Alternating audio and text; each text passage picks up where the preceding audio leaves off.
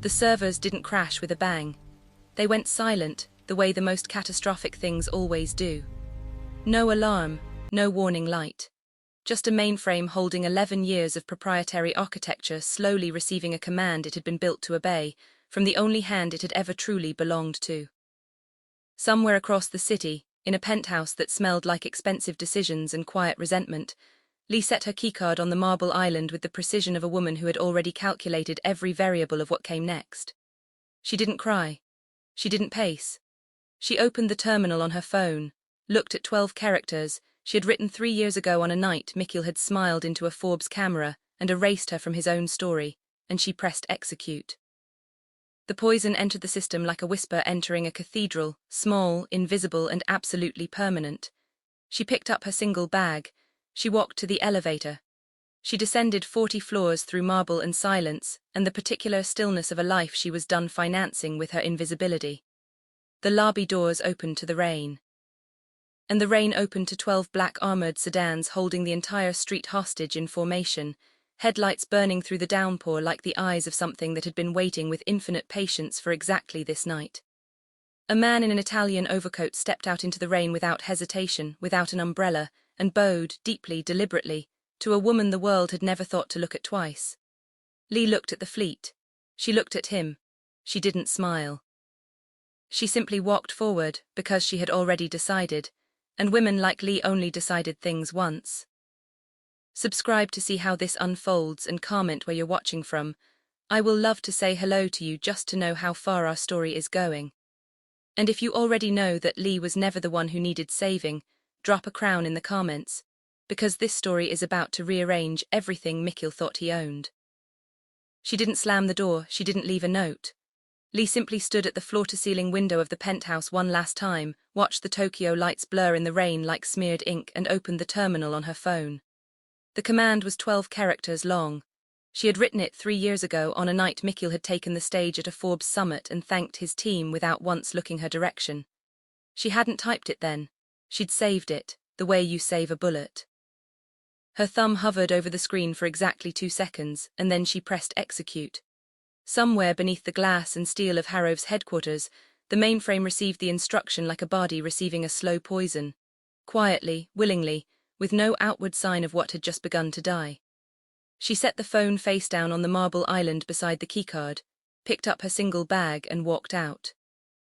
The elevator opened to the lobby opened to the rain, and the rain opened to something else entirely. 12 black armored sedans lined the street with the stillness of a military formation, their headlights cutting through the downpour like the eyes of something patient and enormous. She had known they would be there.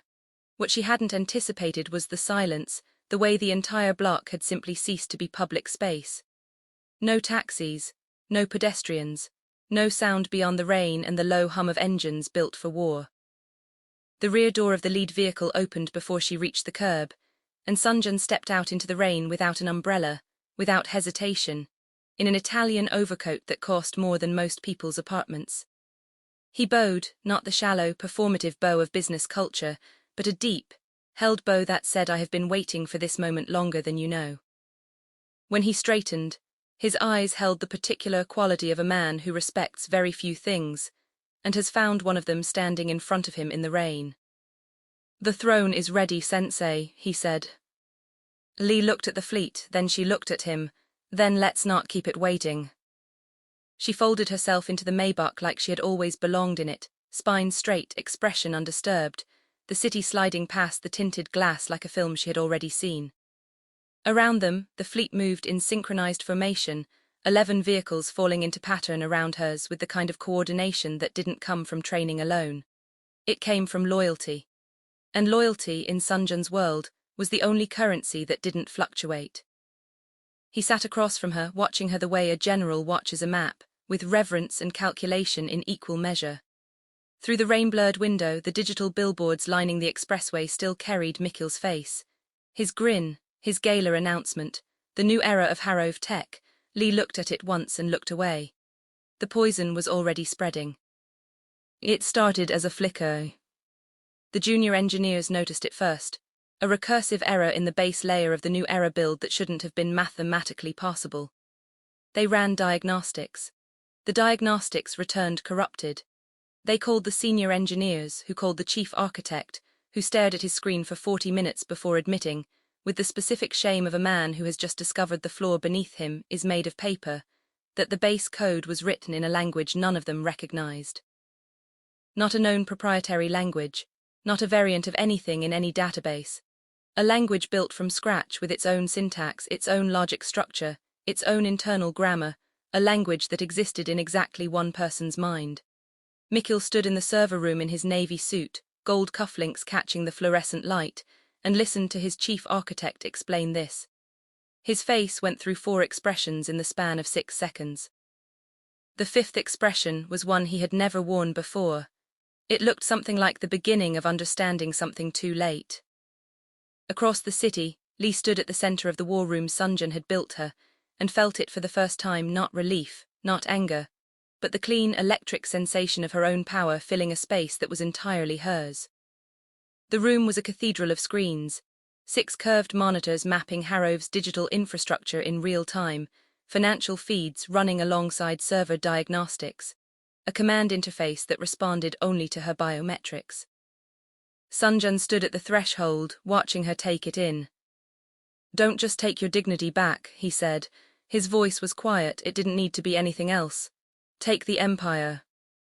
She touched the edge of the main console and the screens brightened in response, alive and waiting, loyal in the way only machines and men who understood consequence could be.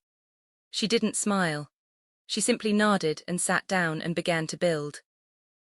Meanwhile, in the penthouse that still smelled like Lee's perfume, the secretary was learning what it meant to hold a position of power in a company that had begun to quietly eat itself alive.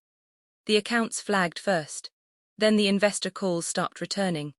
She pulled up the financial dashboard and found a number that made no sense, not a loss, but an absence, as though entire revenue streams had simply ceased to exist. She went looking for the backup drives Lee had kept in the home office. What she found instead was a tablet, unlocked, playing a single recorded video on loop. Lee's face, Lee's voice, calm as still water. "You wanted his life," the recording said with the patience of someone who had planned every detail of this moment. "Now you have to pay for it." The secretary sat down on the office floor. Outside, the rain hadn't stopped. It didn't seem like it planned to. Mikiel called his head of security at 2 in the morning. The phone rang twice and went to voicemail. He called again, same silence. He pulled up the internal tracking dashboard, the one that cost Harrov $400,000 to build, and typed in Lee's employee ID. The system returned a single line of text. "Access revoked. Authorization, SK." He stared at those 2 initials for a long time. Then he started calling down the list. His night security lead. His private investigator on retainer. The former intelligence contractor he paid in untraceable transfers to monitor sensitive assets. One by one, the calls landed in empty air. Not disconnected numbers. Not angry refusals. Just silence, the particular silence of men who had already been spoken to by someone whose offer was more compelling than Mikiel's fear. By 3 in the morning, he understood that his security infrastructure, every man he had trusted to keep his world contained, had been quietly, surgically removed from his orbit. He was standing in a fortress that had already been emptied from the inside. He poured himself a drink he didn't finish and watched the city through the floor-to-ceiling glass. And for the first time in 11 years, Mikiel Harrov did not know what move to make next. The market opened at 9. By 9:17, the trading algorithms that Sunjun's financial division had been seeding for 3 weeks began to execute. Not loudly, not with the theatrical aggression of a raid, with the quiet, methodical precision of someone who understood that the most devastating collapses happen in increments. Harrov tech shares began to slide. Then the slide became a fall. Then the fall became the kind of number that makes financial journalists stop mid-sentence and recheck their screens. $2 billion. Gone in 53 minutes. The kind of loss that doesn't just shake investor confidence, it redefines a company's entire public identity in real time. On financial news feeds across 3 continents, the chyron rewrote itself in red. Mikiel's phone became a device that only delivered bad news. He stopped answering it somewhere around the 40-minute mark, when his CFO's voice cracked on a live call and the word liquidation entered the conversation for the first time. He drove to Lee's office himself. No driver, no security. Just Mikiel in his navy suit, gold cufflinks dulled under overcast morning light, moving through the lobby of a building he didn't recognize with the energy of a man who has confused desperation for leverage. He made it to the 42nd floor before the elevator opened, and Sunjun was simply there, standing in the corridor with the stillness of a man who had been informed of Mikiel's arrival approximately 20 minutes before Mikiel had decided to make it. He wore no expression that could be called threatening. He didn't need to. He held a single document folder, cream-colored, unadorned, and extended it toward Mikiel with the courteous patience of someone concluding a transaction that had already been completed. Mikiel didn't take it immediately. "I need to speak to her." "You are speaking to me," Sunjun said quietly finally. Mikiel took the folder. Inside were 43 pages of ownership transfers, patent reassignments, land title documents, and incorporation filings for a holding company registered 8 months ago, long before the divorce, long before the gala, long before the cold text that had told Lee not to be home when he returned. Every asset he believed was his. Every foundation the empire stood on. All of it reassigned with his own signatures, legally obtained, notarized in 4 jurisdictions. He had signed documents Lee had placed in front of him for 11 years without reading them carefully. It turned out she had been reading them very carefully indeed. He looked up from the pages. Sunjun had already turned back toward the office door. The conversation, as far as Sunjun was concerned, had ended. The Harrove annual keynote had been sold out for 6 months. Global investors, technology press, streaming live to 40 countries. Mikiel walked onto the stage because he had nothing left but the performance of confidence, and the stage had always been where he felt safest. The demo failed in the first 4 minutes. Not a glitch, a full, irrecoverable collapse of the interface, the screen behind him returning only a blinking cursor on black, which was somehow worse than any error message. The audience shifted, and then the doors at the back of the hall opened. She walked in wearing a high-collar charcoal blazer, her glass hair bun catching the auditorium light, Sunjun 1 step behind her left shoulder like a shadow that had chosen its allegiance. The room recalibrated itself around her presence the way rooms do when someone enters who actually owns them. Which, as it happened, she did. The moderator, briefed in advance, professionally composed, stepped to the podium and introduced the founder and CEO of Sunlee Systems, the acquiring parent company of what had formerly been known as Harrove Tech, effective that morning. Lee took the podium without looking at Mikiel. She didn't need to. She opened with 3 sentences about the future of global communications infrastructure, and the room leaned forward, because her voice carried the specific authority of someone who had built the thing she was describing with her own hands. Mikiel stood at the edge of the stage and became a man without a company, without a building, without a title. Just a navy suit in the wings of someone else's moment. The secretary filed the harassment claim on a Tuesday. She had retained a very good lawyer, funded, quietly, by a holding company whose ownership structure traced back, eventually, to a war room on the 42nd floor of a building overlooking Tokyo Bay. That same evening, Lee stood at the floor-to-ceiling window of that room while the city spread itself out below her in gold and glass, every light a system a language she could read. Sunjun stood beside her, not behind her now, but beside her, the dragon tattoo at his cuff catching the last light, his posture carrying something it hadn't before. Ease.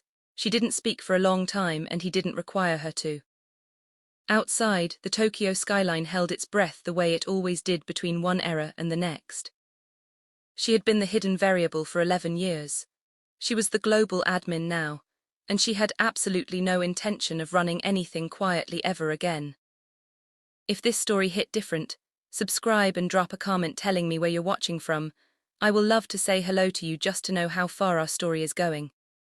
And if you already knew Mikiel was never the architect, he was just the signature, drop a black heart below, because the next story is already loading, and it is not for the faint of heart.